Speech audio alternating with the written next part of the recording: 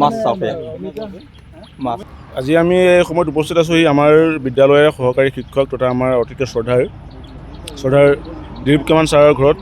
ইতিমধ্যে তেখেতৰ ঘৰত আমি খুব সুন্দৰকৈ তেখেতলোকে আমাক আপ্যায়ন কৰিলে। আমি দুপৰীয়া সাঁজটো তেখেতলোকৰ ঘৰতে গ্ৰহণ কৰিলোঁ আৰু তেখেতলোকৰ ঘৰৰ কাষত থকা তেওঁলোকৰ অতিকে মৰমৰ যিটো মাছ পোৱা পুখুৰী অৰ্থাৎ ফিচাৰীটোত আমি কাষ পাৰতে ছাঁ পৰি আছে।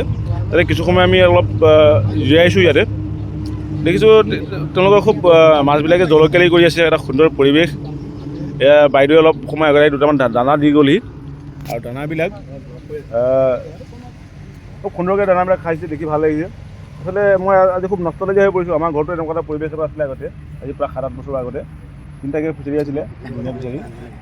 আৰু ফিচাৰীবিলাকত আমি এনেকৈয়ে মাছ পুহি এনেকৈয়ে এটা পৰিৱেশ আমি ৰচনা কৰিবলৈ সক্ষম হৈছিলোঁ। কিন্তু এতিয়া দেখিছোঁ সেই পৰিৱেশ এতিয়া সম্ভৱ নহয়, কাৰণ সময় আৰু মানে ব্যস্ততাৰ নাটনিৰ কাৰণে। যিকি নহওক আজি ভাল লাগিছে পৰিৱেশটো দেখি। অলপ আগতে মই প্ৰত্যক্ষ কৰিছিলোঁ প্ৰায় 2-3 কেজি ওজনৰ এটা মাছ মুখৰ আগেদি নাচি গ'ল, ভাল লাগিলে। আচলতে পানীৰ যিটো উৎপাত, এই পানীৰ উৎপাতটো দেখিলে গম পোৱা যায় ন, ই যিয়ে মানে পানীৰ যিটো ধৰণে খেলিছে, পানীত হেন্দোলনি খেলিছে। আৰু এই গোটেই পৰিৱেশটো আপুনি মন কৰক, এটা বৃহৎ পুখুৰী, প্ৰায় 2 বিঘাৰ ওপৰৰ এটা পুখুৰী। 2 বিঘা হ'বনে নহয়, 2 বিঘা নহ'লেও 1.5 বিঘামান হৈ যাব চাগে, 1.5 বিঘা ওপৰত আছে। গতিকে এই এটা বৃহৎ পুখুৰী আৰু নাই কি খুব সুন্দৰকৈ গোটেই তেজপাত, এটা সাংঘাতিক পৰিৱেশ। আৰু মোৰ সৌভাগ্য মানে কি, মাজতে কেতিয়াবা হায়াৰ ছেকেণ্ডেৰী সমান্তৰালভাৱে নগৰীয়া হৈ যাওঁ আৰু নগৰৰ সদস্য হৈ যাওঁ, আৰু তেনেকৈ আহি ইয়াত উপস্থিত হ'লোঁ। আৰু আমাক যথেষ্ট ধুনীয়াকৈ আপ্যায়ন কৰাৰ বাবে আমি দিলীপ কামান ছাৰলৈ আমি ধন্যবাদ জনাব লাগিব। অসমীয়া সংস্কৃতিটো আৰু আমাক নিশ্চয়কৈ আপুনি আমাক প্ৰত্যেককে ইমানে মৰম চৰা লাগিছে, বহাগ কৰি তুলিলে। আমাৰ অসমীয়া জাতীয় এখন বিহুৱান, জাতীয় সাজ বিহুৱান এখন আমাক প্ৰত্যেককে যাচিছে। সঁচাকৈ আমি ভবাই নাছিলোঁ বাইদেৱে আজি আমাক ইমান মৰম দিব বুলি, ভাল লাগিলে। আৰু ডাঙৰ কথাটো হ'ল এই যে গামোচাখন দেখিছে, এই গামোচাখন কিন্তু আপোনাৰ চালানী গামোচা নহয়, ঘৰত নিজে বোৱা, বাইদেউ নিজ হাতে প্ৰস্তুত কৰা বুলি আমি ভাবি লৈছোঁ।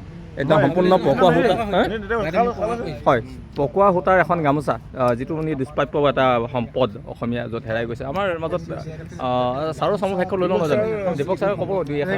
এটা খুব সুন্দৰ পৰিৱেশ আপোনালোকে দেখে। এইফালে যদি আমাৰ এটা নেশ্যনেল হাইৱে আৰু এইফালে বটগছ ৰেল লাইন, আৰু একদম আমাৰ গোটেই অঞ্চলটো যোগাযোগৰ ব্যৱস্থা দুটা মানে মূল পথৰ মাজত আমাৰ আছে। এই আমাৰ দিলীপ কামান ছাৰ এটা সমন্বয়ৰ প্ৰতীক। দিলীপ কামান ছাৰে আৰু আমাৰ শইকীয়া বাইদেউ উপাধি আকৌ শইকীয়া, কামান আৰু শইকীয়াৰ এটা মানে সমন্বয়ত। আৰু আপুনি যদি চাই গোটেই পৰিৱেশটো এটা ইমান সুন্দৰ প্ৰাকৃতিকভাৱে সজাই পৰাই তুলিছে। গতিকে মন ভাল, আন্তৰিকতা আছে, আৰু সেইকাৰণে গোটেইখিনি নদন বদন হৈ আহিছে। আৰু আমি এটা উল্লেখ কৰিব লাগিব, ছাৰৰ এতিয়া ল'ৰাই যোৰহাট মেডিকেল কলেজত অধ্যয়ন কৰি আছে। অলপ পিছতে মানৱ সেৱাৰ বাবে তেওঁ ওলাই আহিব। এইফালে পুখুৰীৰ নিজৰ মাছ, এইফালে আপোনাৰ ঘৰৰ চাউলৰ ভাত, আৰু এটা তামোল মানে পাণ, অমিতা আছে, নাৰিকলে এটা মানে ইমান নান্দনিক পৰিৱেশ। আৰু এই পৰিৱেশৰ মাজত আপুনি এবাৰ আহি যায়।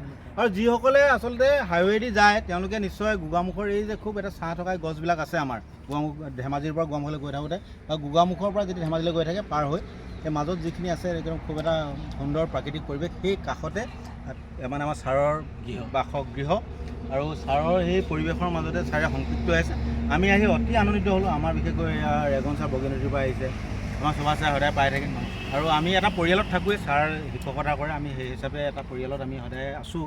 তাৰ মাজতেও আজি প্ৰাকৃতিক পৰিৱেশ, তেওঁৰ নিজৰ ঘৰত আহি যি অন্তৰৰ পৰা আমি যিটো মানে সুখানুভূতি অনুভৱ কৰিছোঁ, ই আমাৰ জীৱনৰ কাৰণে এটা প্ৰেৰণাদায়ক আমাৰ সকলোৰে বাবে। আৰু আমি ইয়াৰ পৰা কিবা এটা কৰিবৰ কাৰণে আজি ছাৰক এজোপা, আৰু এটা ডাঙৰ কথা, আজি ছাৰক এজোপা অমিতা গছ মানে বৃক্ষ এজোপা পুলি নহয়, লাগি থকা এজোপা অমিতা গছ দান কৰিব, তাৰমানে উঘালি নিব নিদিয়ে, কিন্তু গছজোপা ভৰণ পোষণ আৰু ফল মূল তেখেতক প্ৰদান কৰিব। অলপ পাছতে আমি অনুষ্ঠানটো কৰিম। আচলতে আমি সেইটো অনুষ্ঠানলৈকে যাম, কিন্তু ডাঙৰ কথাটো হৈছে কি, অমৃত বৃক্ষ আন্দোলন চলি আছে ইয়াত। অমৃত বৃক্ষ নহয়, ডাইৰেক্ট অমিতা বৃক্ষ আন্দোলনেই চলিব এতিয়া, আৰু গতিকে এইটো খুব ভাল কথা হ'ব।